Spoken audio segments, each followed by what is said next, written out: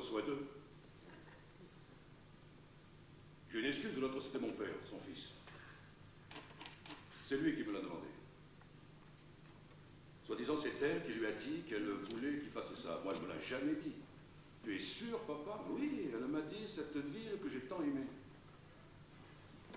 Alors un jour d'août, au soleil d'un bateau avec mon père, on a jeté ma grand-mère dans l'eau du Vieux-Port. Juste à l'entrée, en venant de la mer, près de la digue, devant le pharo. Il y avait 3 roses que j'avais achetées sur le clocher des Acoules, parce que c'était là qu'elle avait habité quand elle avait le perroquet, il y a le seigle. Et un lapin qui s'appelait Cul cousu. Parce que la chèvre qu'elle avait élevée avait mangé le cul du lapin, et ma grand-mère lui avait recousu le cul, et du coup, Cul cousu la suivait partout dans la maison, comme un petit chien. Pendant la guerre, un jour, tout le monde se demandait pourquoi la grand-mère pleurait en servant un plat. C'était parce qu'on mangeait sa chèvre. Ah, c'est typique, hein. C'est des choses typiques. Elle avait aussi un caméléon et 2 chiens, Moby et Dick. Et elle écoutait toujours la radio. Et un jour, elle avait tiré au revolver en l'air parce que des gens avaient essayé de cambrioler sa maison. Il y a 20 ans, elle faisait encore ça, tirer au revolver.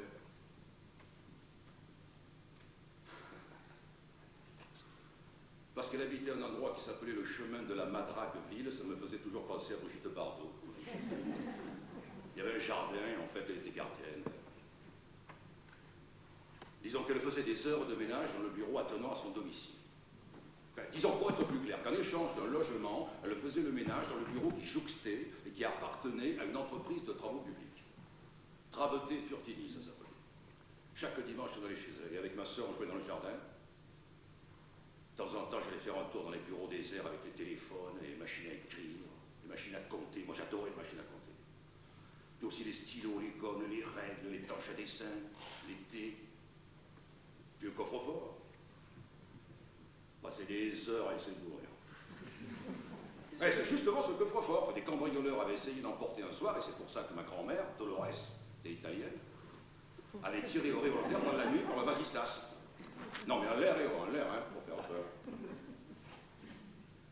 Et des années plus tard, on avait appris que c'était le fils du directeur de l'entreprise de travaux publics qui avait renseigné les cambrioleurs. Peut-être même qu'il en faisait partie lui-même, les cambrioleurs. Un fils Trabeté ou un fils Turtini. On n'a jamais su. Ils avaient un voleur dans la famille. Comme nous. Ben, je veux dire que le dimanche, on en profitait pour téléphoner en Italie, à Rosine, la sœur de Dolores. Ni vous ni connu, puis tout le monde parlait à tour de rôle. Et si, è pronto, è brava, e come sta? Ben, sta bene, tanto que le travaux publics avait complètement faillite. Toujours demander si c'est pas à cause des coups de téléphone qu'on passait en douce. Ouais, mais comme c'est moins cher les dimanches, on ne volait pas beaucoup. Mais on volait. Ben, ils se sont bien vengés, hein. Parce qu'après, quand elle est allée en clinique pour son opération du genou, on a tout dévalisé chez elle. Mais tout, la télé, la radio, le lit, l'armoire, tout. Et à la clinique, justement, il y avait des compteurs pour regarder la télé. C'est-à-dire que si elle voulait la regarder, il fallait qu'elle mette des pièces dans un compteur, comme pour les flippers au chevet du lit. Et elle avait trouvé un système avec la lime en angle en acier pour coincer ce compteur. Et elle regardait la télé gratuitement. Mais ça, mes parents, ils ne savaient pas. Boulevard d'Athènes, il y a un restaurant maintenant là, qui fait couscous, genre palais des mille et une nuits. Là, c'est là qu'elle a travaillé comme serveuse. Elle boitait. Elle a toujours eu mal au genou, toute sa vie. Ça avait commencé par une opération ménisque qui avait mal tourné, enfin infection, ou un truc de ce genre, et puis on a fini par le lui immobiliser complètement le genou. Puis on le lui a coupé pour soulever les os du haut et du bas. Elle n'avait plus de genou à la jambe gauche. Elle disait toujours qu'elle voulait se faire enterrer debout pour faire chier ses jambes toute l'éternité, parce qu'elle avait fait, elle, toute sa vie, debout face à la mer. Toujours, elle le disait. Mais après, ça a changé, cette idée. Elle a décidé qu'elle voulait se faire incinérer et que mon père jette ses cendres dans la mer, en face du port de Marseille. Cette ville qu'elle a tant aimée. Et alors, le restaurant de boulevard d'Athènes, elle avait travaillé dans un autre restaurant, place aux Huiles. Une bonne période, elle disait, c'est une bonne période. En tout cas, c'est dans ce restaurant que tous les midis, elle servait Rému. Alors, j'ai demandé s'il était gentil. Il m'a dit, c'était un monsieur, hein, comme sur le côté, comme ça, comme l'air de dire qu'il laisse à croire. Ça croyait, quoi. s'était mis à l'appeler Lola. Je sais pas pourquoi. Et maintenant, je suis sûr, hein, Lola.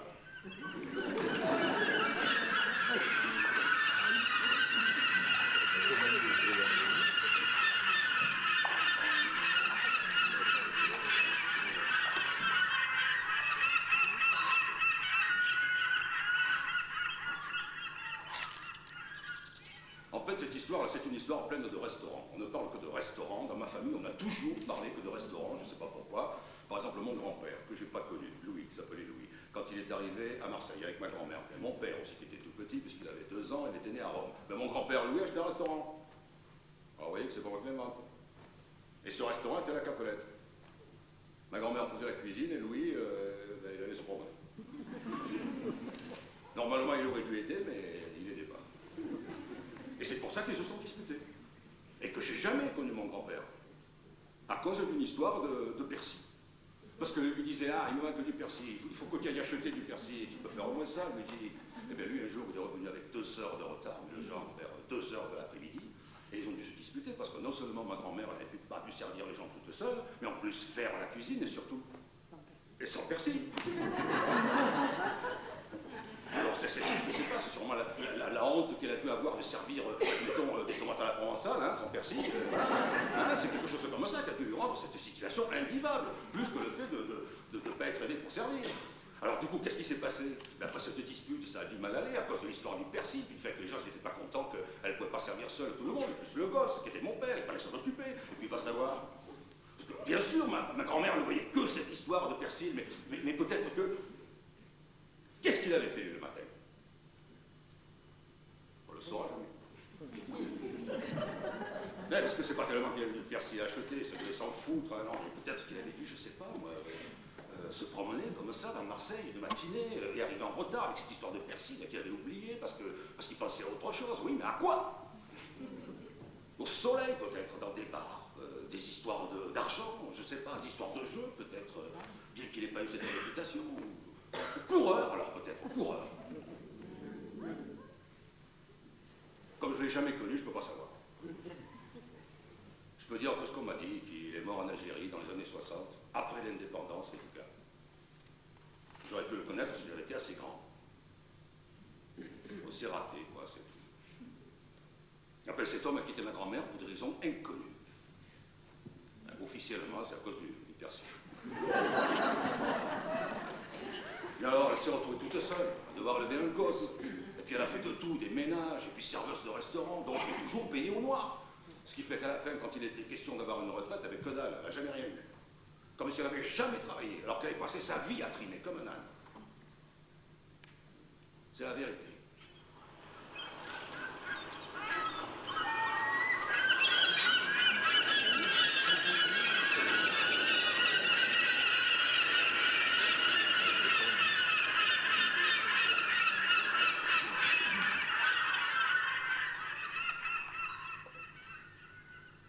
Toujours que petite, la plus grande engueulade qu'elle avait jamais eue, c'est parce qu'elle avait mis un piment dans le cul d'un âne. Bon, ben non, mais alors tu parles là, hein, elle a dû partir à toute allure, hein, fou de douleur. Non, mais elle disait ça pour dire qu'elle n'était plus une enfant, parce que je connais pas une personne qui aimait plus les animaux qu'elle. Elle a toujours eu des animaux. Seulement pour elle, les animaux, c'était des gens. Son perroquet l'appelait maman. Quand elle rentrait du travail dans le quartier du Panier, là, qui a été détruit par les Allemands, elle tournait le coin de la rue, elle entendait son perroquet qui criait « Maman, maman !» et qui sentait qu'il approchait. Ça vit vieux, les perroquets. Hein. J'aurais peut-être pu le connaître. Oui, il est encore vivant, lui, qui sait. Et c'est pour ça, entre autres, qu'elle détestait les Allemands. Au point de refuser de se soigner avec un médicament s'il avait été fait par un laboratoire allemand. Toujours, elle regardait le nom du laboratoire sur la boîte de médicaments. Elle avait la suite dans les idées. Et ce perroquet avait mordu mon père à la lèvre. Enfin, il avait même carrément transpercé la lèvre. Il a des petites cicatrices là que personne ne peut voir. Lui, il avait dû vouloir l'embrasser, puis l'autre, jaloux, l'a mordu. Alors peut-être qu'ils l'ont tué. En tout cas, ça aurait été une bonne raison pour le tuer, parce qu'elle aimait son fils, mon père, sa mère, ma grand-mère. Toujours, elle le disait, c'était le plus beau. Et mon père ajoutait, mais j'avais plein de poils. Et oui. Non, mais il avait plein de poils. Non, parce que que voilà ce qui s'est passé quand il est né. Elle lui donnait son lait à boire, mais le lait, il avait tourné. Et lui, il périclitait. Et en fait, elle lui donnait comme de l'eau sale à boire. Et il lui était venu une poussée de poil, on aurait dit un petit sèche. Et c'est le docteur qui lui a dit, mais c'est votre lait qui est pas bon, madame, vous êtes en train de la poisonner, votre fille, c'est vraiment, hein, qu'on dise ça à ma grand-mère, hein, qui aimait personne comme son fils, mais elle en était outrée. Hein. Alors ils lui ont donné du lait d'ânesse, et il a été guéri. Mais elle devait sûrement traverser, je sais pas, hein, tout Marseille, hein, pour trouver du lait d'ânesse. C'est comme l'huile de foie de morue. Elle avait entendu dire que c'était bien comme fortifiant, lui donner sans arrêt de l'huile de foie de morue. Puis après, pour faire passer le mauvais goût de l'huile, juste après, elle lui donnait une tranche d'orange. Bon, ben, résultat, mon père, il adore l'huile de foie de morue, par contre, il déteste les oranges. Alors rien, mais c'est des histoires incroyables. C'est plein d'histoires incroyables. Comme celle de ma mère, qui pesait 900 grammes à la naissance. Ça, personne ne me croit jamais, c'est pour dire. Et pourtant, ça, c'est de l'autre côté de ma famille. Hein. Ben, c'est aussi plein d'histoires incroyables. Ou alors, est-ce que tout ça est dans ma tête? Je sais pas, est-ce que c'est moi qui déforme les choses? Non, mais c'est pas possible. Puisque ma grand-mère maternelle Augustine, l'autre qui est morte à 102 ans, puis que j'ai pas jeté dans le vieux port, là, hein, et ben cette boîte à biscuits qui servait de berceau à ma mère, elle l'a longtemps gardée dans un tiroir, justement pour la montrer aux gens qui croyaient pas cette histoire incroyable. Il paraît qu'on peut pas survivre à ce poids-là. Qu'est-ce que je sais, moi? Moi, on m'a toujours dit que ma mère a pesé 900 grammes à la naissance parce que son frère jumeau avait tout pris. Mais tiens, il y en a un autre au fond de son ventre. Ben oui, hein, parce qu'à ce moment-là, hein, il n'était pas question d'échographie, hein, de quoi que ce soit de ce genre. Hein. Au dernier moment, on a sorti en plus ma mère, hein, un petit truc de 900 grammes qui n'était pas prévu au programme et puis à qui on donnait pas cher pour vivre. Et pourtant, ça a marché. Alors voilà une chose qui a marché. Elle a grandi en plus, elle était en plus. Même qu'on l'habillait avec des habits de poupée, ben, c'est tout ce qu'on avait, elle n'était pas prévu. Bon, enfin, ça, c'est de l'autre côté de ma famille, du côté de ma mère. Bon, alors, lui, mon père, plein de poils, et ma mère de 900 grammes. Attends,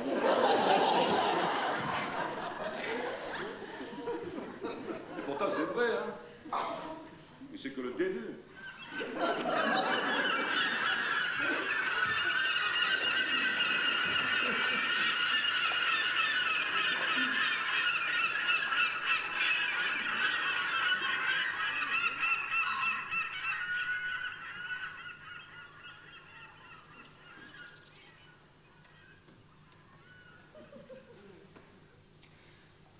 Des ménages chez des gens.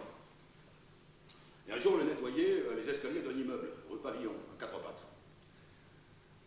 Elle travaillait pour les locataires du premier étage et c'était à leur tour de nettoyer leur partie d'escalier. Mon père, son fils, il allait à l'école à côté et après la classe, il venait le rejoindre, il restait avec elle dans les escaliers.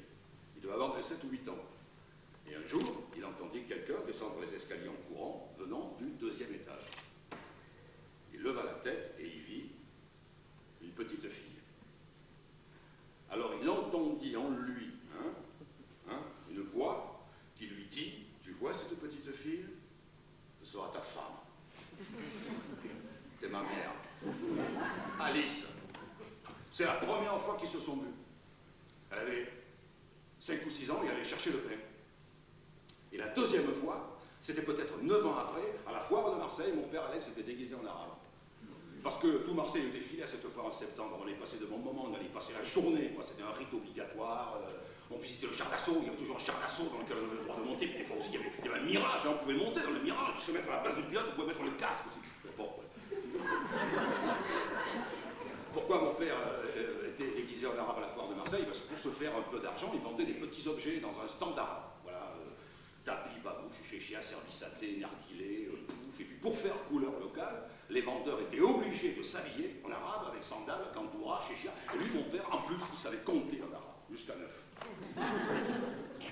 Toujours, je demandais de parler arabe, il comptait jusqu'à 9. Il savait faire ça. Hein? Je crois même que si on lui demandait aujourd'hui, il serait capable de le faire. Hein, comment c'était déjà? Wahid, Isnan, Tlaha. Ah, c'est quelque chose qui me sidérait, ça. Puis ça me rendait fier. Bon, alors, comme tout Marseille défilait à cette foire, ma mère y est allée aussi.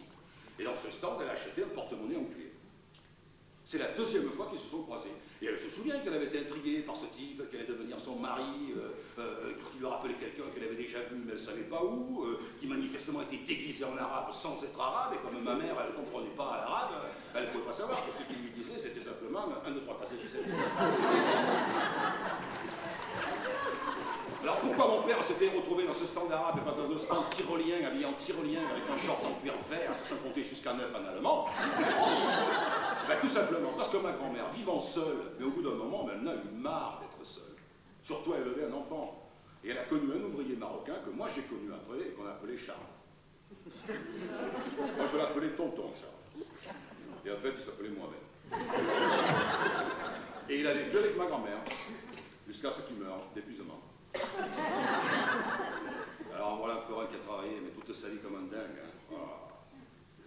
Dès qu'il avait 5 minutes, il repeignait l'appartement, il coupait le platane, il réparait les serrures, repeignait les volets, il avait du muscle incroyable, il était toujours bronzé, il avait été terrassier, il faisait des trous dans les rues. Eh bien c'est justement en faisant un trou devant la maison de ma grand-mère qu'ils se sont connus. Et moi, rien ne me rendait plus fier que d'aller me promener le dimanche matin avec Charles. On allait au café acheter des cigarettes. Et puis alors je ne comprenais pas pourquoi il fallait aller dans un café spécial et pas dans celui où allait tout le monde. Maintenant, je comprends. On devait rentrer dans un café fréquenté uniquement par des Arabes. Et lui, il ne voulait pas ou il ne pouvait pas aller dans ceux où j'allais avec ma grand-mère. Alors voilà pourquoi mon père était déguisé en arabe à la foire de Marseille, il a vendu un porte-monnaie en cuir à ma mère. Il avait dû trouver ce travail grâce aux relations de Charles. Oui. Ah oui, en fait. Non mais ça colle pas trop bien, ça. Hein? Parce que l'histoire du porte-monnaie en cuir, c'était forcément avant la guerre, ça. Et à ce moment-là, Dolo, elle habitait le quartier du Panier qui a été détruit par les Allemands. C'est seulement après la guerre qu'elle est allée s'installer là-bas, chemin de la Badragueville. J'ai toujours entendu dire que c'était devant cette maison qu'il y avait eu la tranchée qu'avait creusé Charles, non? Alors, ils se connaissaient avant la guerre et puis se sont retrouvés après devant la maison. Ou alors il s'agirait d'une autre personne arabe que Dolo aurait connue avant la guerre. Alors voilà, bah, je vois pas qui, hein? Notre Charles, qui se rappelait aussi Mohamed, ou Malouf, ou Ali. Hein? Je ne sais pas. La troisième fois qu'ils se sont rencontrés, c'était un 1er janvier, ou plutôt le 31 décembre, un réveillon organisé par des amis communs du conservatoire de musique. Ma mère était dans la classe de harpe, mon père était dans la classe de chant, et c'est enfin là qu'ils ont été présentés l'un à l'autre. C'est-à-dire qu'à minuit, la fois, ils ont dû s'embrasser pour se souhaiter la bonne année, comme ça se fait. Et puis c'est après, une 4e fois à la radio, qu'ils se sont retrouvés, ma mère harpiste et mon père choriste, et c'est enfin là qu'ils se sont vraiment rencontrés, quoi. C'est-à-dire que, j'en sais rien, ils ont dû commencer par, enfin je sais pas, s'embrasser sur la bouche pour commencer, sans doute. Non?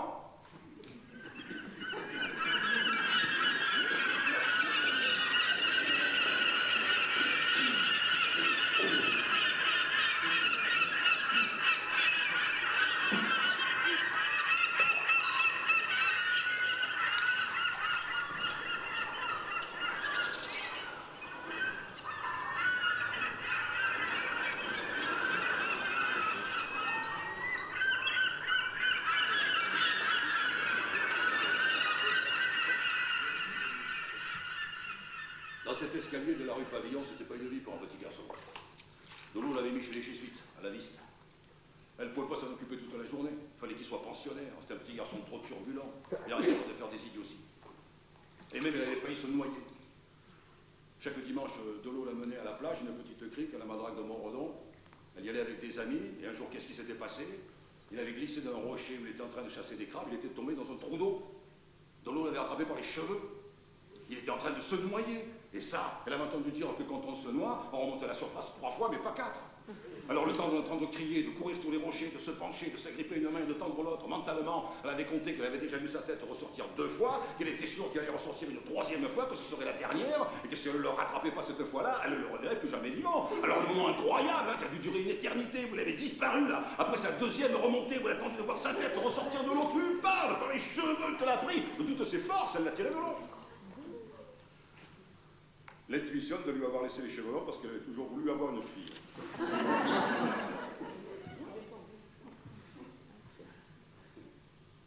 Faut pas couper trop court les cheveux des enfants. Alors chez les jésuites, là, quand ils l'ont amené, après, ils ont coupé les cheveux. C'est même la première chose qu'ils ont faite. Mais c'est pas pour ça qu'il a arrêté d'être turbulent.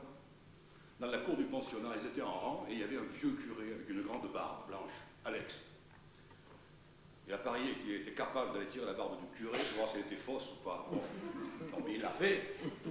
Alors, non, je l'imagine en train de sortir du rang, de s'approcher du curé, de lui tirer la barbe. Non, mais rien ne me fait plus rigoler que ça. Puis j'imagine la tête qu'ils auraient tous faite si elle était fausse et qu'un élastique. Eh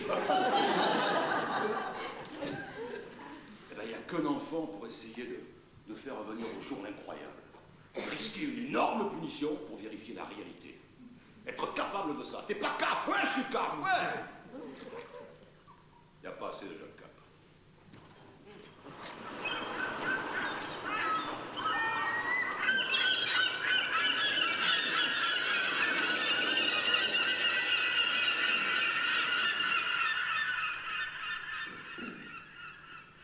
Ça s'appelait la Viste parce que de là on voyait la baie de Marseille, en entier.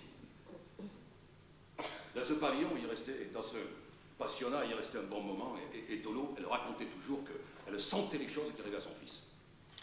Par exemple, le matin, avant de partir travailler pour faire des ménages ou serveuse de restaurant, donc, des fois, il lui prenait l'envie furieuse, sur le champ, de se rendre au pensionnat. Elle tapait à la porte au petit matin, on lui ouvrait, et elle disait « Il a été malade cette nuit, je vais voir mon fils. » Voilà, la première fois, les curés ne comprenaient pas. Ils se sont dit que quelqu'un l'avait averti. Et au bout d'un moment, ça les rendait fous. Chaque fois que cet enfant était malade la nuit, ça m'est arrivé le matin pour voir comment il allait. C'était un défi à leur esprit. De la télépathie entre un fils et sa mère. Et puis ils en ont pris l'habitude. Il n'y avait qu'à constater le fait, c'était vrai. Et c'est là qu'Alex a commencé à s'intéresser au cinéma. Un des curés qu'il aimait bien s'occuper de marionnettes. Un petit castelet dans un coin avec des guignols, à la Viste. Et le dimanche, il retournait dans le quartier du Panier, où il retrouvait le petit perroquet, il le remplaçait pendant la semaine. Et aussi le caméléon, qu'il essayait de poser sur un tissu écossais pour voir s'il pouvait changer. C'est des expériences, quoi, sur la réalité. Et là, il a posé des questions à Dolo, pour savoir pourquoi lui, il n'avait pas de père.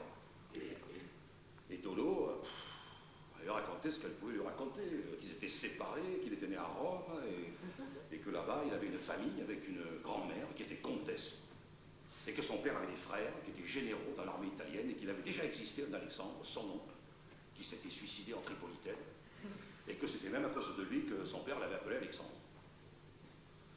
Alors, vers 12 ans, au début des années 30, il a attendu la nuit dans le dortoir du pensionnat. Il a pris une petite sacoche, et quand tout le monde dormait, il a enjambé le mur qui donnait sur les écuries de chevaux de réserve, qui dormaient eux aussi, hein, et il est parti vers la frontière italienne, voir ce pays où il était né, et où des gens le connaissaient, notamment une comtesse, qui était sa grand-mère. Il a fait Marseille-Menton à pied. Ben, il suffisait de suivre le littoral. D'abord descendre vers le Vieux-Port, puis prendre à gauche la rue Paradis, marcher jusqu'à Mazarques, passer devant le stade de Vélodrome, bon ben, qui n'était pas encore reconstruit, monter la Gineste au petit matin, dominer l'Anse de Cassis avec sa falaise, la Ciotat, Bandol, Sanary, Toulon, Hyères, Saint-Tropez, Sainte-Maxime, Saint-Raphaël, Cannes, Juan-les-Pins, Antibes, Nice, Montécarlo et enfin. Quand j'ai demandé l'été dernier combien de temps il avait mis, il m'a dit qu'il ne se souvenait pas, peut-être une petite semaine. Et pour manger, comment tu faisais? Il avait fait la Riviera en 1930 à pied à 12 ans avec ses rêves dans la tête. Je veux voir mon oncle, qui est général! Oh putain! Les gardes-frontières, ils n'attendaient pas leurs yeux. Qu'est-ce que c'est, chef? Il y a un gosse, il va voir un général, branle-bas de combat, 4 heures après. Le général. Eh bien, il était à la frontière. Les gardes-frontières, ils ne croyaient pas leurs yeux. Il a pris le petit par la main et il l'a emmené dans sa voiture qui allait vers Turin. Il était venu d'un seul coup, le fils de Luigi, le neveu d'Alfredo, le cousin de Félix et le petit-fils de la comtesse. Ça valait le coup de marcher un peu. Alors, ils ont téléphoné à Marseille, à Dolores, qui était en train de se faire un sang d'encre. Depuis une semaine, elle campait carrément au pensionnat chez les frères. Ils ne savaient plus quoi faire pour cette pauvre femme. Puis le général l'a amené à Rome. Et là, la famille a décidé de le mettre au séminaire. Ah oui, un petit peu comme ça qui avait la suite à les idées, hein, il n'y avait qu'un endroit où on pouvait le mettre. C'était là. Et lui, il se laissait faire.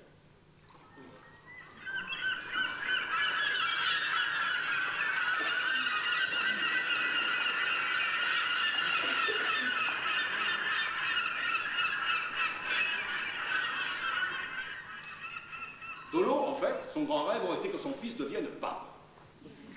Et ma foi, ça aurait peut-être été possible, parce qu'étant au séminaire à Rome à 12 ans et parlant déjà le français, mon père prétendait que s'il avait eu la foi, il aurait peut-être été.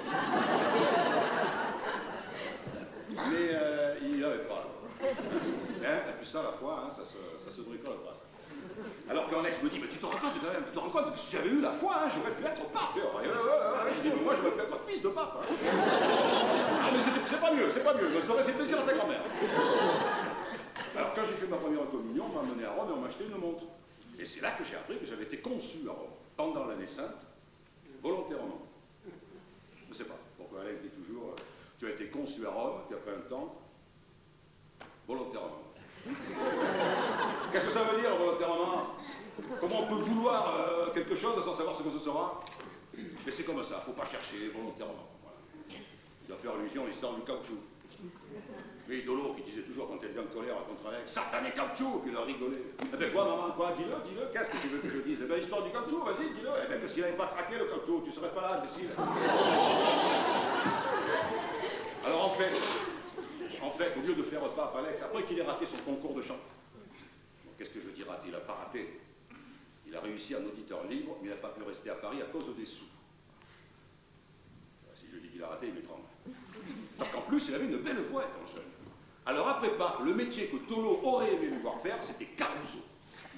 Voir chanter la bohème, la scala, hein, et puis même à l'Opéra de Marseille, hein, c'était quelque chose. Enfin, bref, après son séjour en Italie, il a bien fallu qu'il revienne en France pour retrouver sa mère. Et là, il a d'abord fait apprenti cuisinier, mais oh, ça lui plaisait pas trop. Dolo lui a fait passer un CAP d'ajusteur, mais il n'aimait pas la métal. Lui, il aurait aimé l'ébénisterie, mais il n'y avait plus de place.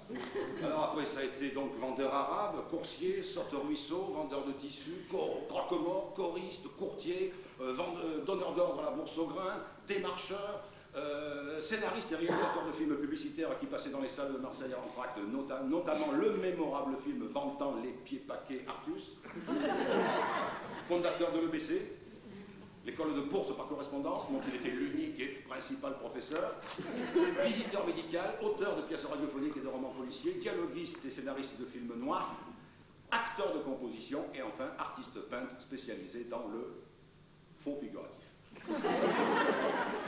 Et tout ça sans bouger de l'immeuble, comme son nom l'indique, de la rue Jean-Martin. C'est-à-dire qu'en 1948, ils se sont installés Alex le démarcheur et Alice l'artiste et n'ont pas bougé de là jusqu'en 80. Le syndic s'appelait Sadoc. Et tous les mois, il fallait payer Sadoc. Sadoc. Chaque fois qu'il s'engueulait, c'était à cause de Sadoc. Qu'est-ce qu'il a fait, Sadoc? Il nous emmerde, Sadoc. Oui, mais il faut penser à Sadoc. Moi, je m'enfermais dans ma chambre, j'entendais parler de Sadoc. On aurait dit qu'il n'y avait qu'une chose à faire, mais dans la vie, hein, c'était payer Sadoc. Moi, j'aurais tué Sadoc. Je pensais qu'à ça. Sadoc de merde! Tu veux crier, enfin, Alex, les voisins. Mais je les emmerde, les voisins, Alex! Et ding, l'arbre qui recommençait à jouer. Et plic, ploc, ping, plong, ping, tong, ping, zing. La machine à écrire d'Alex qui recommençait à jouer pour payer Sadoc. Au début, il avait une Olivetti de bureau. Et un jour, il a ramené une Japy électrique. Il avait acheté rue Saint-Saturnin, mais elle n'a jamais eu de moteur. Et non, parce qu'il fallait acheter le moteur à part, le marchand n'avait pas en stock, alors en fait, elle était électrique que de nom. Non, mais en fait, ça faisait rien parce qu'il y avait une touche avec dessiné dessus un éclair, comme la foudre, pour soi-disant quand il y aurait le courant dedans. Il n'y a jamais eu le courant, hein, cette machine. Enfin, je dis il y avait, hein, je devrais dire il y a. Parce que cette machine de Japy, elle existe toujours. Je peux l'avoir quand je veux. Hein. C'est comme l'appartement. L'appartement, il existe toujours. Je peux y aller quand je veux. Maintenant, c'est le frère d'Alice qui habite, le frère jumeau, Armand. 3,9 kg à la naissance. Bon, avec les voisins de l'époque, il n'y a plus que Madame Benoît qui habitait au sous-sol, après des caves où j'avais peur de descendre quand on m'envoyait chercher le charbon. Monsieur Benoît est mort il n'y a pas très longtemps. Il était coiffé en brosse. Ouais, et il était représentant en brosse. Ouais, mais moi j'ai toujours cru qu'il y avait un rapport. Mais en fait, il n'y en avait pas. Et au-dessus de Madame Benoît, d'un côté au rez-de-chaussée, il y avait une famille avec un petit garçon que j'ai vu naître et puis grandir et puis mourir aussi, parce qu'à 14 ans, il a eu un accident de moto. Et quand il était petit, je descendais l'escalier et il m'appelait « Cierge! Cierge !» devait avoir 5 ou 6 ans de différence. C'était bizarre de m'appeler comme ça. Serge, Serge! Comme si elle avait voulu me dire quelque chose. Je sais pas, peut-être sur la mort, je sais pas. Peut-être parce que je m'appelle Serge. Bien, peut-être que là non plus, il n'y a pas de rapport. Et en face d'eux, au rez-de-chaussée, il y avait Madame Marseille, qui vivait seule, elle aussi. Mais alors elle, avec un défilé perpétuel d'amants. Complètement saoul à partir de 10 h du matin. Et mais carrément squelettique. Et le summum a été atteint quand son amant a été le clochard du quartier. Et la nuit, dans la rue, garé devant la porte de l'immeuble, il y avait notre idée 19 neuve, avec les fauteuils en cuir, qu'Alex avait acheté grâce à l'argent du cinéma. Et derrière, il y a la carriole du clochard. C'était les 2 seuls véhicules de la rue. Et puis après, il y a eu la Floride, décapotable, bleu turquoise, la crémière du coin. Et puis après, eh ben bien sûr, après, il y en a eu plein d'autres. Et au-dessus de Madame Marseille, il y avait les Castellaggi. Alors les Castellaggi, c'était 2 sœurs et un frère qui habitaient avec leur mère, mais tous d'un âge avancé. Et dans les femmes, on ne savait jamais qui était qui parce qu'elles se ressemblaient toutes. Le seul homme, donc, c'était le frère et fils, Raoul, toujours tiré à 4 épingles, mais le pauvre, il était sourd comme un pot. Et comme pendant un temps, on a été les seuls dans l'immeuble, même dans le quartier, hein, à avoir le téléphone, tout le monde venait téléphoner chez nous. Dès que quelqu'un était malade, ou avait un accident, ou devait être appelé d'urgence, je ne sais où, il rappliquait à la maison. Alors c'était sans arrêt des appels pour un tel que sa sœur elle a fait une chute en montagne, que l'autre, son frère, il avait l'apoplexie, qui venait d'urgence venir le chercher, le suivant c'était une hydrocution, enfin, tout le monde donnait notre numéro de téléphone pour qu'on l'appelle en cas d'urgence. Hein. Ce qui fait que moi, j'ai passé mes soirées à aller courir, chercher les gens dans le quartier pour prévenir qu'il y avait des catastrophes. Mais le mieux, c'est quand Raoul montait téléphoner.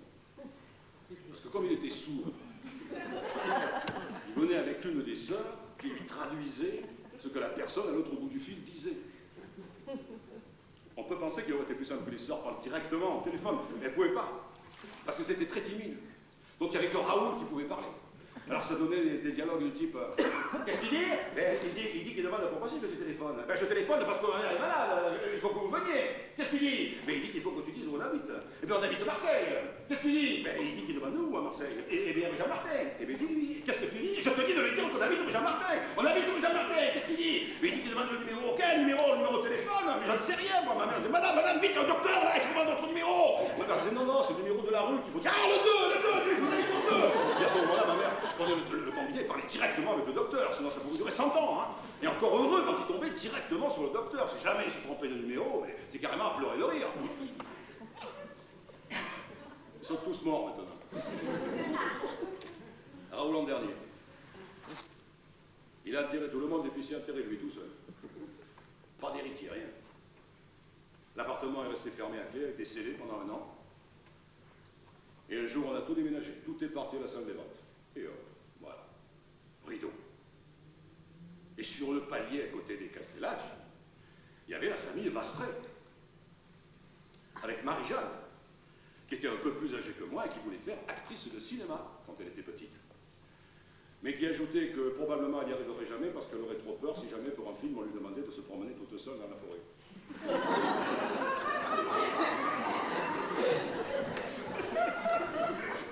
Monsieur Vastré était architecte paysagiste. C'était un homme d'une très grande gentillesse. Et sa femme, monsieur Vastré, sa femme, c'était Madame Vastré. Le plus qu'elle a pesé, c'est 218 kilos. Elle était obèse. Et moi, toujours, j'allais la voir parce qu'elle sortait jamais. Mais toujours, j'allais la voir parce qu'ils étaient les seuls dans l'immeuble à avoir la télévision. Nous, on avait le téléphone, eux, ils avaient la télévision. Le mercredi soir, je descendais voir la piste aux étoiles chez elle, l'émission sur le cirque. Je sonnais, je rentrais et je m'installais à côté de la table de la salle à manger. Madame Vastré finissait son repas. Mais c'était une vision extraordinaire que cette table avec la toile cirée recouverte des restes pantagruéliques des repas du soir. Des écorces d'une dizaine d'oranges, des emballages de gâteaux, des pots de bananes, des soupières vides, des assiettes et des plats empilés. Et moi je regardais à la télé les éléphants, les magiciens, je ne pouvais pas m'imaginer qu'il n'y ait pas un rapport direct avec le Périodiquement, elle faisait une cure d'amaigrissement.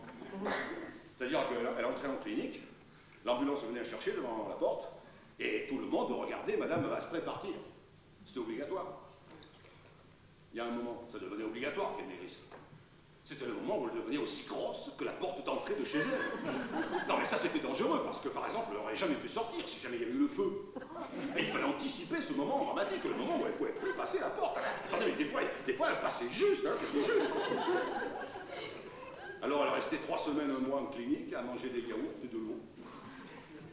Et elle revenait en ayant perdu mes 70 kilos. Ah mais il y a bien une tonne hein, de Madame Vastré qui a disparu avant qu'elle ne disparaisse, elle. Un jour, le cœur a lâché, hein. Ah ben c'était trop pour lui faire l'accordéon sans arrêt comme ça, un jour, il n'a plus pu assurer. On disait toujours que quand elle avait été enceinte de Marie-Jeanne, elle en avait su que la veille de l'accouchement. Pour dire ce que c'est que la réalité. Au-dessus des Vastré, il y avait Madame Mélie, qui était professeure de piano, et donc l'appartement à côté de nous, sur le palier. Et ma mère m'avait interdit d'aller chez elle, parce que son fils était mort de la tuberculose. Il jouait du corps, son fils. Et un jour, je me souviens, j'étais rentré de l'école, et puis j'avais vu devant la porte les draps noirs, comme on faisait dans le temps, avec la grande lettre M blanche, pour dire Mélie. Hein. Et puis dans le couloir, en bas, la table, recouverte avec le drap noir, le cahier, puis le stylo accroché, là, où les gens, ils venaient marquer, hein, je sais pas, hein, ce qu'ils voulaient dire aux morts. Et puis en arrivant au dernier étage, j'avais vu par la porte ouverte le cercueil sur des tréteaux avec le corps dedans, et sur le corps, il y avait son corps déposé. Oui, son corps.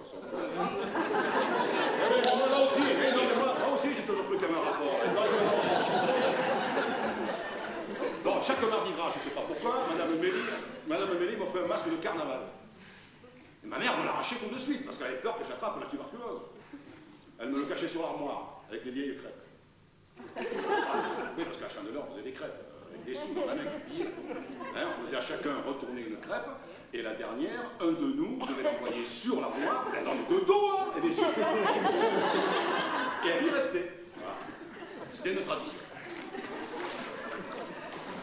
Alors, à la période des concours du conservatoire, tout l'immeuble était en folie.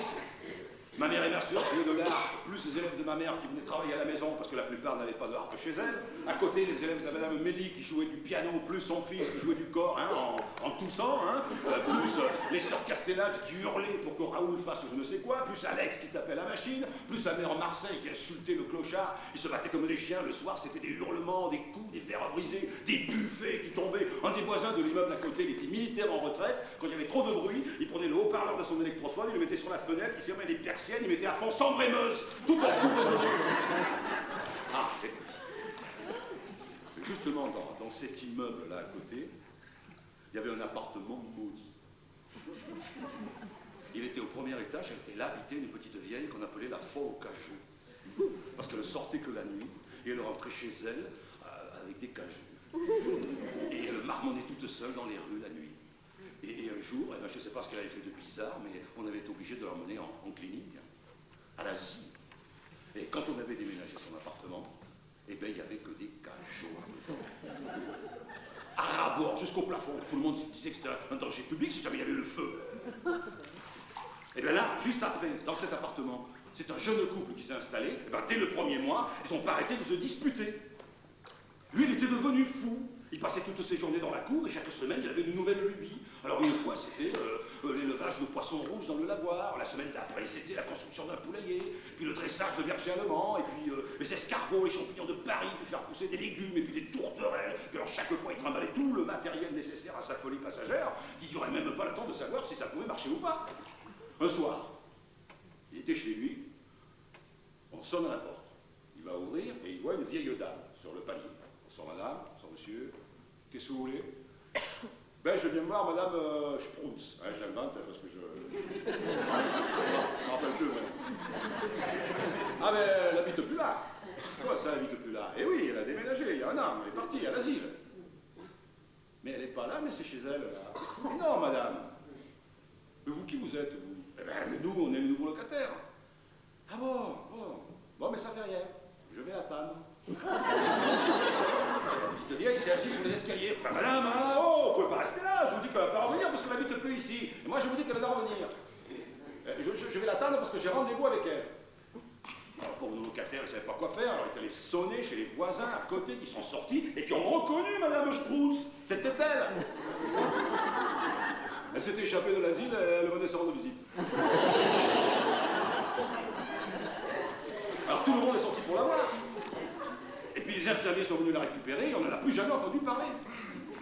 Et de l'autre côté, en face de la cour, il y avait une femme qui était toujours dans sa verrière aux vitres vertes. Et de temps en temps, elle avait des crises. Et c'est-à-dire qu'elle parlait toute seule. Non, mais le plus extraordinaire, c'est qu'elle faisait toutes les voix. C'est-à-dire qu'elle s'imaginait dans sa tête qu'il y avait des gens qui venaient pour l'emporter ou pour la torturer, et elle faisait tous les dialogues en changeant de voix. Des voix graves d'hommes, et puis elle au milieu qui criait, mais laissez-moi, mais je vous ai rien fait, au secours. Puis des voix graves d'hommes qui disaient, ah salope, hein, tu as dû chercher, hein, t'as trouvé traîné, pourquoi tu te cachais, ordure, grosse pute, tu vas voir ce que t'attrape. Non, laissez-moi, je ne ferai plus, je vous le promets, au secours. Elle courait en toussant dans cette verrière, et alors toutes les fenêtres s'ouvraient, surtout l'été, hein. Les gens ils écoutaient, ils étaient comme au cinéma, hein. Et puis ça montait, les voix graves d'hommes disaient, ah salope, celle-là, tu l'as vu, celle-là, hein. Tiens, encore une, pourquoi tu te cachais? Estrace, tu vas voir ce que t'attrape. Il est là, assez, je ne ferai plus, je la supplie, au secours. Elle se mettait à la fenêtre, elle criait aux gens, mais venez m'aider, je vous attendais, au secours, à l'aide. Tout le monde, personne ne m'aide, on laissez tous crever, maintenant, salaud. Alors les gens, d'ailleurs les gens, nous, alors, on se regardait, qu'est-ce que vous voulez qu'on fasse? Et il y en a toujours un qui commençait à dire, attends, et si cette fois il y avait vraiment quelqu'un? Ça commençait à discuter, c'est pas possible qu'il y ait vraiment personne, là, il faudra aller voir. Oh non, c'est elle qui fait toutes ces voix là. Oh non, pourtant on dirait bien, hein, on dirait bien. Mais si jamais, on sait jamais, il faudra aller voir. Appeler les pompiers. Oh, mais qu'est-ce que nous emmerde là, qu'on nous empêche de dormir. Oh, c'est pas fini, hein, parce que je vous le dis, un jour on va se faire vraiment casser la gueule, mais pas moi, alors. Si vous êtes méchant quand même, si jamais quoi, mais il n'y a jamais rien, jamais personne, c'est une folle. Et puis à la fin, il y en avait toujours 2 ou 3, dont monsieur l'ermite, le boucher qui habitait au-dessus de chez elle, qui défonçait la porte. Et effectivement, il n'y avait jamais rien. Ah oui, mais sauf que le gueulait encore en plus, parce qu'elle disait que sa porte était défoncée, puis que si les hommes y revenaient, ils allaient la tuer. Et qu'on était tous complices, et elle insultait tout le monde jusqu'au petit matin.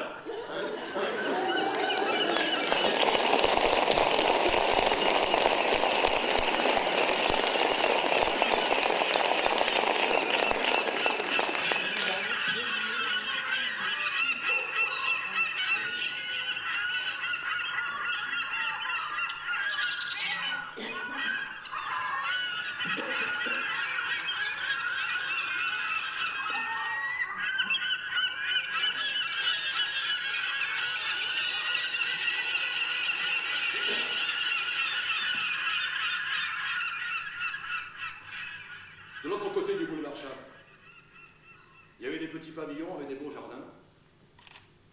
Et là habitait M. Biaggi. Il n'est pas resté longtemps dans le quartier parce qu'il a vendu sa maison et on a construit des immeubles dessus. Il était peintre et il est allé s'installer à Aix, sur le cours Mirabeau, où il a ouvert une galerie de peinture. Et Alex était devenu copain avec lui parce que c'était un original. Voilà. Hein, il était peintre, mais il avait peint que 5 tableaux dans sa vie. Non mais tous magnifiques, hein, mais il réfléchissait, entre chaque.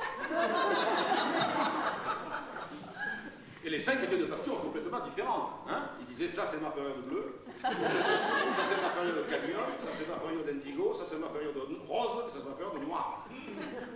Et il ne pouvait pas en peindre une autre de la même période. Mais non, parce que ce qui faisait justement sa force picturale, hein, c'est qu'en un seul tableau, il exténuait la période entière. Et il n'était évidemment pas question qu'il en vende un seul. D'abord, parce qu'ils auraient coûté une fortune, et puis parce qu'il les aimait beaucoup. Et il ne voulait pas s'en séparer. Et d'ailleurs, il ne les montrait jamais à personne. Sauf à Alex, qui était le seul à pouvoir apprécier. Et à sa femme, Marguerite, qui était sa muse. Et dont il devait toujours faire le nu, mais hein, comme elle commençait à approcher les 70 ans, ça devenait problématique. Il n'avait qu'une angoisse, Biaggi, c'était de ne jamais mourir. Il avait peur d'être immortel. Et il levait toujours le bras au-dessus de sa tête, avec l'index levé, et il disait « Je suis beau », et en se montrant avec le pouce comme un dieu. Alex disait que c'était un génie. Et ma mère disait que c'était un feignant. En tout cas, c'est un peu grâce à lui qu'Alex a trouvé un éditeur pour son premier roman policier. Enfin, bon, c'est pas exactement grâce à lui, parce que c'est encore une histoire, ça, compliquée, mais enfin, presque. Je m'explique.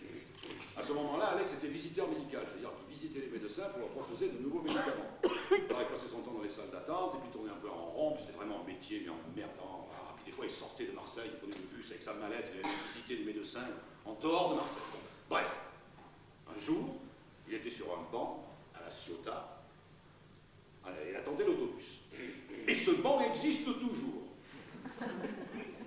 Il se trouve entre la mer et le cinéma Eden. C'est là qu'a eu lieu la première projection de cinéma au monde. Un film tourné par les frères Lumière, à la Ciotat. Lumière.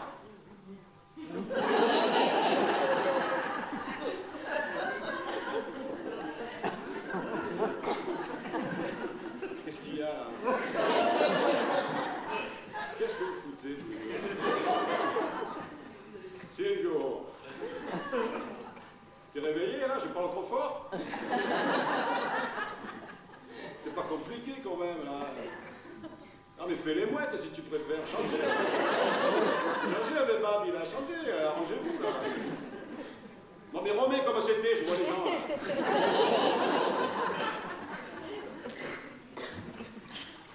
Bon, donc le cinéma Eden, hein, en face de Nord, a eu lieu la première projection de cinéma au monde, un film tourné par les frères à la Ciotat. En tout cas, c'est marqué sur la plaque en marbre, hein, Lumière. Tu vois, c'est sur ce banc que j'ai écrit le premier chapitre de mon premier roman, il a dit. Et devant le banc, il y avait la plage avec des baigneurs, hein, des types allongés sur le sable avec des serviettes éponges, et un des baigneurs lisait un roman policier. Et Alex, sur son banc, avec son costume, sa mallette, sous le soleil, il s'épongeait le front, il regardait la scène. Et d'un coup, le type est parti se baigner en laissant son livre sur la serviette éponge. Et Alex, il a fait ni une ni deux.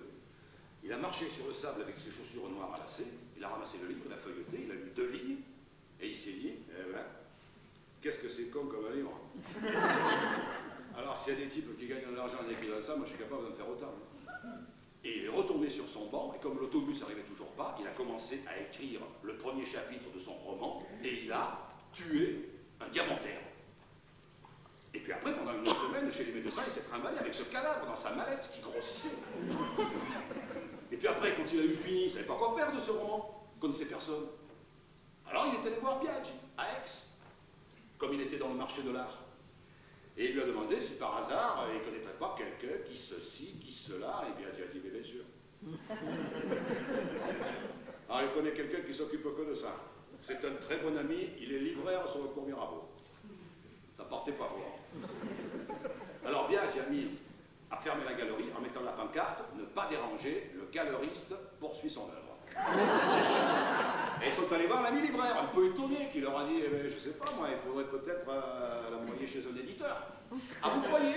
Ah, ben oui. Et vous en connaissez? Ah, ben pas personnellement, mais voyez, il y a des livres, là, vous n'avez qu'à prendre les adresses. Vous l'envoyez à tous. Ah non, on va pas l'envoyer à tous. Ah ben non, non. D'abord parce que on n'a plus de copie. Hein. Et puis, mon ami Alex a écrit une œuvre admirable qui ne mérite d'être inscrite qu'au catalogue du plus grand éditeur de romans policiers français. Alors, quel est le plus grand éditeur? Oh, ben, c'est la Série Noire. Et c'est comme ça qu'Alex a envoyé son manuscrit chez Gallimard, en recopiant l'adresse chez le libraire du cours Mirabeau. Et tu vois pas que 48 heures après, le matin, dans la boîte aux lettres, il y avait la réponse, la lettre de Marcel Duhamel, le directeur de la Série Noire, qui disait, cher monsieur, ceci, cela, enfin, substance, bravo, ça m'a beaucoup plu, si vous corrigez 2-3 trucs, je l'édite. Et là, mais là, à partir de là, ça a été la révolution. Surtout que, sur le manuscrit renvoyé pour qu'Alex corrige des choses dessus, il y avait une tache d'œuf. Et ça, non mais ça, la tache d'œuf, c'est encore plus important que ce que disait la lettre. Parce que ça voulait dire que Duhamel, il avait lu le manuscrit le matin à son petit déjeuner avec son œuf coq là qui s'était tombé dessus. Et puis que du coup, il avait fait la lettre tout de suite. Et quand vraiment, ça c'était bien, parce que ça voulait dire qu'il avait dévoré le manuscrit, quoi, qu'il avait été fasciné par l'histoire. La tache d'œuf, on parlait plus que de la tache d'œuf. C'est là qu'on a acheté l'idée 19, avec les fauteuils en cuir. Et Alice a passé le permis exprès. Seulement à ce moment-là, c'était très long pour passer le permis. Et il n'y avait pas beaucoup de gens à Marseille hein, qui achetaient des idées 19 avec des fauteuils en cuir. Alors ils nous ont livré la voiture, et elle est restée garée dans la porte de l'immeuble, là, pendant une semaine, ce que personne ne puisse la conduire, le temps du permis. Le soir, on se mettait tous à la fenêtre, on le regardait. Et comme d'un coup ça a été la fiesta, Alex a décidé qu'on partait tous à Rome pour les grandes vacances, se reposer, parce que depuis la tâche d'œuf, il n'arrêtait pas d'assassiner des dizaines de diamantaires toutes les nuits en tapant sur sa machine et puis il était près de l'implosion. Seulement, pas question de laisser conduire Alice sur ce trajet de 1000 km. D'ailleurs, elle n'y tenait pas trop, elle ne se sentait pas de le faire. Hein.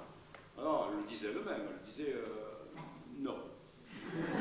Non, je ne me sens pas. Non, je crois que je ne me sens pas de le faire. En fait. Et on a demandé à Robert de nous conduire la voiture à l'aller, puis pour le retour, on se débrouillerait. D'ici là, Alice aurait le temps de se familiariser avec la voiture en Italie. Et ça a marché. Effectivement, ça a marché. Tolo nous a rejoint en avion. On est allé la chercher à Firmini. On l'a vu descendre de l'avion. On était fiers comme un pape. C'est la première fois qu'elle prenait l'avion. Ah, pour une réussite, hein, c'était une réussite. Ah, mais Robert, faut que je dise qui c'est, Robert. Eh bien, Robert, c'était le beau-frère par alliance de Gabi. Après, je dirais qui c'est. Robert, il était ange de la route. Motard dans la police. Mais il a souffert un martyr, hein, toute sa vie. Ah oui, parce qu'il avait des hémorroïdes. Et voilà. Et bien, non, mais c'est pour ça, il était en congé maladie à cette époque, et c'est pour ça qu'il a pu nous accompagner. Gabi.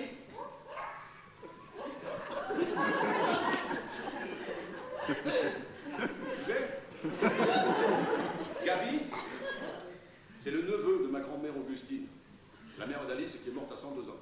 Et c'est elle qui a élevé Gabi, parce que sa mère Victorine, qui était veuve, est morte pendant la guerre sous les bombardements. Et Gabi, moi je l'aimais beaucoup, parce que c'était le comique de catastrophe. Hein. Quand il était petit, il avait bu 1 litre d'eau de Javel. On avait dû lui enlever la moitié des intestins, il avait toujours des sparadraps partout. Et un jour, il est rentré dans un cinéma pour voir un film qui s'appelait Le singe de Zorro. Voilà, le film, il attendait. Qu'est-ce qu'il attendait? De voir le singe. Alors, il se disait, mais putain, pourquoi il ne montre pas ce singe-là? Je suis rentré pour un film qui s'appelle Le singe de Zorro, c'est une escroquerie, il a commencé à faire le bordel de ce cinéma. Mais le singe, oui, le singe, notre escroc. Mais c'est pas vrai d'avoir des choses pareilles, un menteur. Oh, vous n'allez pas la fermer, vous? Oh, vous êtes en train de nous faire avoir, vous dites rien, vous là? Mais qu'est-ce qu'il raconte? Il dit, c'est un fou, hein, on me la copiera, hein. La fin du film est arrivée. La fin du film est arrivée, la lumière dans la salle, les rideaux, tout. Il ne comprenait pas pourquoi il n'avait pas vu le singe. Alors il est sorti pour aller se plaindre à la caisse, et là, la bonne femme lui a dit, là, hein, de quoi? Mais non, c'est pas le singe de Zorro, c'est le cygne de Zorro. Il avait mal lu l'affiche. Oui, mais comme quoi, ils ont eu l'idée de faire un film qui s'appelle Le singe de Zorro. Ils ont eu au moins un client. Un autre jour,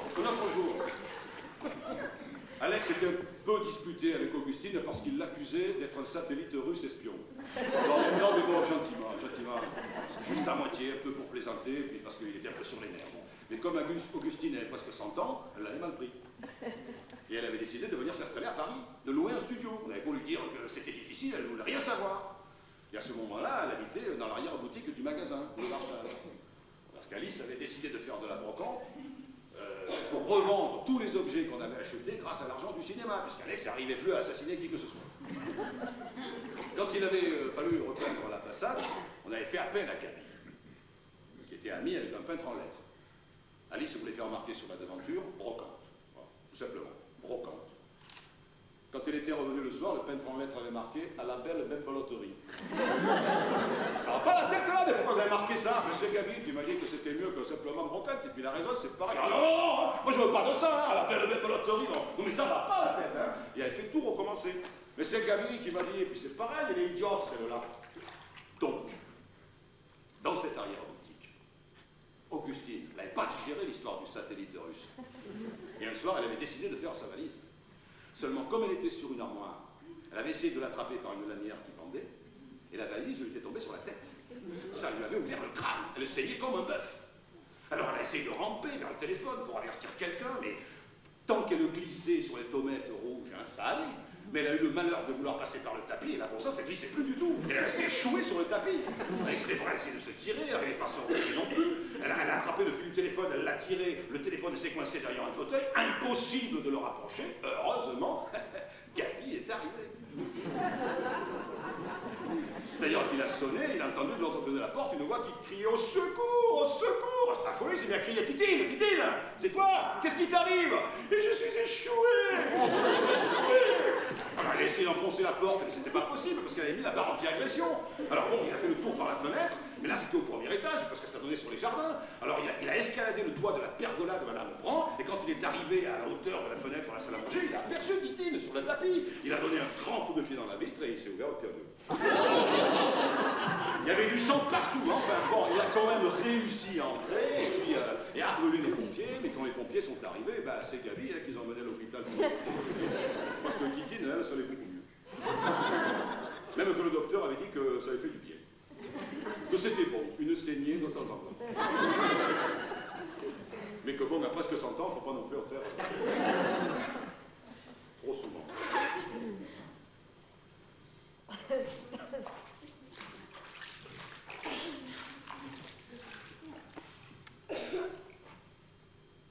Dans le secrétaire de la rue Jean-Martin, il y a un tiroir secret. Et dans ce tiroir secret, il y a une lettre terrible. Mais je ne sais pas s'il faut que j'en parle ou pas. Eh oui, mais... Non, parce que c'est quelque chose de la fois terrible et pourtant d'une beauté inouïe. Moi, souvent, j'allais le regarder, puis je pleurais parce que pour moi, c'était le comble de quelque chose. Mais je ne sais pas de quoi. C'est une lettre qu'avait écrite Gabi à sa mère et qu'il lui avait envoyée parce qu'il était petit puis qu'il était quelque part à la campagne pendant la guerre. Mais cette lettre, Victorine, elle ne l'a jamais reçue. Quand elle est arrivée, elle était déjà morte. Mais Gabi ne sait pas qu'elle ne l'a jamais lue. Et dessus, il lui écrit qu'il est très content parce qu'il s'amuse bien, puis qu'il est en bonne santé, puis qu'il va bientôt revoir sa petite maman chérie. Puis en dessous, il y a un dessin avec un champ, puis des vaches en couleur, puis un beau soleil. Et c'est Augustine qui l'a trouvé dans la boîte aux lettres de Victorine. Et à Gabi, elle n'a jamais pu lui avouer cette chose-là, et elle n'a jamais eu le cœur de la jeter non plus. Alors elle est restée là, dans ce tiroir secret. Et Gabi, il a dû souvent poser sa main là, sur ce secrétaire, sans pouvoir imaginer ce qu'il y avait à l'intérieur. Et ça, mais c'est une chose qui me rend fou de douleur, moi, quand j'y pense. C'est une situation sans issue. Ou bien il faut continuer à se taire. Et alors, bon, si tout le monde se tait tout le temps comme ça, il y a peut-être d'autres choses qui sont dans le même genre dans le monde. Il y en a peut-être beaucoup. Je ne sais pas quoi faire.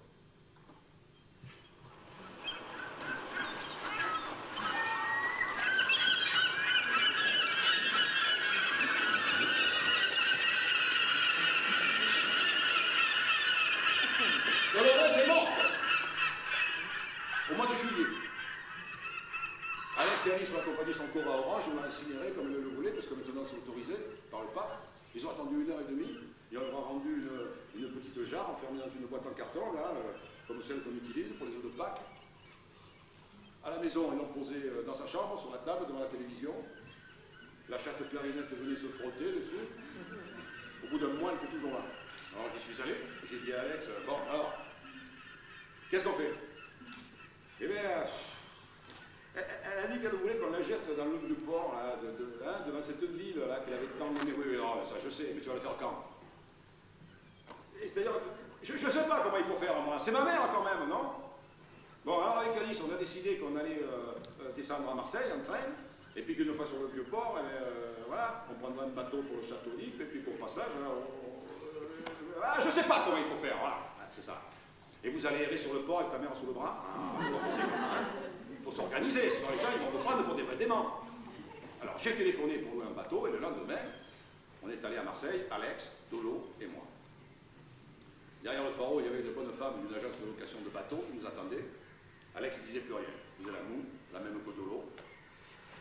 J'ai demandé de faire le chèque pour le bateau, il n'arrivait pas à le faire. Chaque fois il le déchirait parce qu'il se trompait. Et en plus il faisait mais une chaleur. Moi j'étais là avec Dolo sous les bras, les 3 roses dans les mains. Bon, il est où ce bateau là? Ah, mais il n'est pas là, monsieur, hein. Il faut faire tout le tour du port là. Ça fait 4 fois qu'on monte et qu'on descend de la voiture, là. Faut peut-être un peu accélérer. Et Alex, il continue à déchirer les chèques. Bon, mais ça suffit, papa! Tu le fais, ce chèque, ou pas? C'est pas la peine de le déchirer en 1000 morceaux chaque fois. Alors c'est moi qui ai fait le dernier et je lui ai fait signer. Enfin, papa, ça se fait pas de déchirer les chèques comme ça, hein? Qu'est-ce qu'ils vont dire, les gens? Ils vont dire que je suis un original. La bonne femme nous a présenté un jeune homme qui, soi-disant, était pilote de bateau. Il avait l'air bizarre, mais bon, qu'est-ce qu'on pouvait faire? Donc on est monté dans la voiture, on est allé sur le port en suivant la voiture du jeune homme. Et là, on est monté sur le ponton. Et le type, il cherchait le bateau, il ne savait pas lequel c'était. Alors, décidément, il n'a pas l'air trop au courant. C'est celui-là! Ah, moi qui croyais quand même avoir un bateau assez gros, tu parles, presque une coquille de noix, ben, qu'est-ce qu'on pouvait faire? Donc on a monté dedans, tous les trois, enfin tous les quatre, avec de l'eau et les roses, et l'autre, elle n'arrivait pas à la démarrer. Il tirait sur la ficelle, un quart d'heure, ça durait presque, il démontait le moteur. Et le type, il ne devait jamais avoir trop vu de moteur de bateau. Hein. Oh là là, mais c'est pas possible! Qu'est-ce qu'elle nous fait faire, ta mère, papa? Lui, il disait plus rien. Finalement, un miracle. L'autre imbécile arrive à démarrer le moteur, il nous dit, bon, ben, où on va? Eh bien, où on va? On va là, à l'entrée, enfin, à la sortie du port, là, près de la digue, allez-y. Ah, ben oui, ben alors là, il faut mettre les cirés, hein, parce qu'il y a du vent. Vous croyez? Ah, ben oui, là, c'est le Mistral, ça fait force 5, hein. En général, les bateaux, ils sortent même pas, ils se calent là. Ah, ben, vous pouvez pas le dire plus tôt! Maintenant, que voulez-vous qu'on fasse? On est beau, là. Mais en fait, vous, quand même, vous pouvez pas aller au moins juste à l'entrée, là, ça n'a pas l'air terrible. Ah, on va voir, hein. On va voir jusqu'où on peut aller. Ben, c'est ça, voyons! Alors, il défait les amarres, et vas-y que le bateau démarre. On voyait, hein, qu'il n'avait jamais conduit un bateau, hein, de sa vie. Tu m'étonnes, hein? C'est le seul qu'il avait trouvé dans tout Marseille, c'est pas possible, un kamikaze. Il tapait dans tous les bateaux qui étaient autour. Alors Alex, j'ai fait mettre le ciré jaune avec le chapeau, le type il a mis le sien. Moi j'ai rien mis parce qu'il restait plus qu'un grand pantalon avec des bretelles pour pas avoir l'air ridicule. Et on a avancé dans le port. Et comme c'était au mois d'août, en bas du Fort Saint-Jean, il y avait des gens qui bronzaient en maillot, ils nous regardaient passer. On avait l'air de quoi? Éping. Enfin, moi j'y connais rien en marine, moi je sais que les vagues, tu les prends pas de côté. Et plus on avançait, plus les vagues devenaient grosses. Mais on a beau dire, hein, l'entrée du port de Marseille, c'est un endroit magnifique. On voit les collines qui entourent la ville là. Et moi j'avais jamais eu l'occasion de voir cet endroit comme ça, de si bas. Ouais, parce qu'on n'était pas. Alors qu'est-ce qu'on était bas? Alors il y a un peu d'eau qui commençait à entrer dans le bateau. Le soi-disant pilote, il nous regardait de temps en temps, il disait, bon, ça va là? Ben, ça va, non, allez un peu plus loin, je sais pas moi, on est à l'entrée, là, il y a des baigneurs là. Ah oui, mais là, ça commence à être fort, là. Mais je vois bien, mais allez un peu plus loin. Elle a dit dans la rade, pas dans le port. Et puis allez tout droit, c'est pas la peine de vous mettre au travers. Mais vous ne voyez pas que les vagues, elles nous rentrent par le côté là? Ah ouais, mais moi j'ai jamais conduit de bateau, moi. Oh! C'est maintenant que vous le dites! Alex, il faisait de plus en plus la moue, dans son ciré jaune, il devenait vert. Il était secoué comme des pruniers, hein. Les baigneurs, ils faisaient des signes. Alors quand les vagues ont été plus hautes que nous, je me suis mis à ouvrir la boîte et puis la jarre avec un petit couteau et ça remuait, Et j'ai renversé la jarre dans l'eau, d'un coup.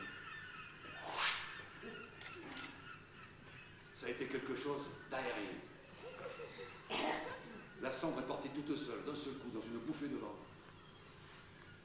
J'en avais plein les mains. Et le bras. Et le bateau aussi. Puis j'ai jeté la jarre. J'ai dit à l'escroc de faire demi-tour. Il n'attendait que ça. Presque il était en train de mourir de peur, cramponné au volant avec les vagues qui venaient sur sa tête. On est rentré au port. Le calme grandissait. Le ciré d'Alex était devenu presque tout noir, plein de sang. Je me suis nettoyé dans l'eau, avec la main, et l'arrière du bateau aussi. Et le ciré d'Alex, qui était plein de l'eau. On revenait de la tempête, mais comme soulagé. Alex, il souriait. C'était fait. Alors je lui ai dit de donner un petit quelque chose au pilote, il lui donne 30 €. L'autre il dit, ah ben non, c'est trop quand même. Oui, c'est trop, mais c'est comme ça, on va pas discuter un peu. Je veux vraiment avoir l'air d'originaux. Hein. Avant de repartir, on a marché marché un peu sur le port. Et on est passé devant le restaurant Place aux Huiles. Maintenant, ça fait bar.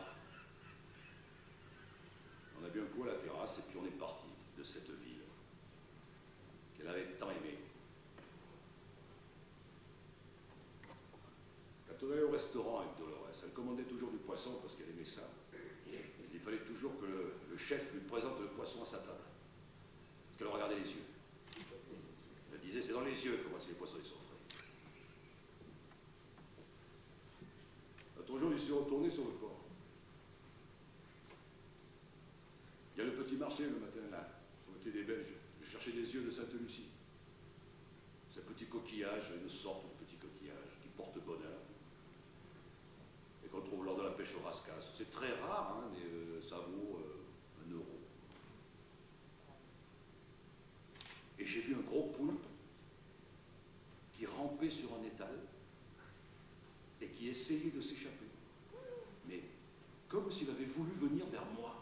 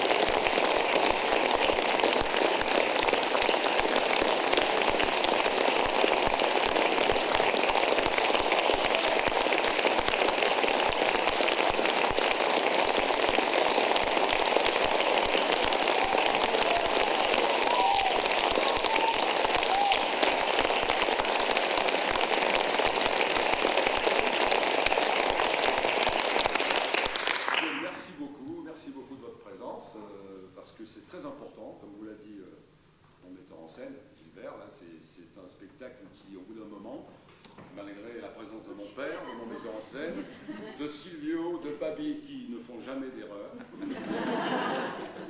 c'est très important que vous soyez là, parce que vous êtes vraiment là mon partenaire, donc merci beaucoup de cette belle présence de ce soir. Voilà, merci.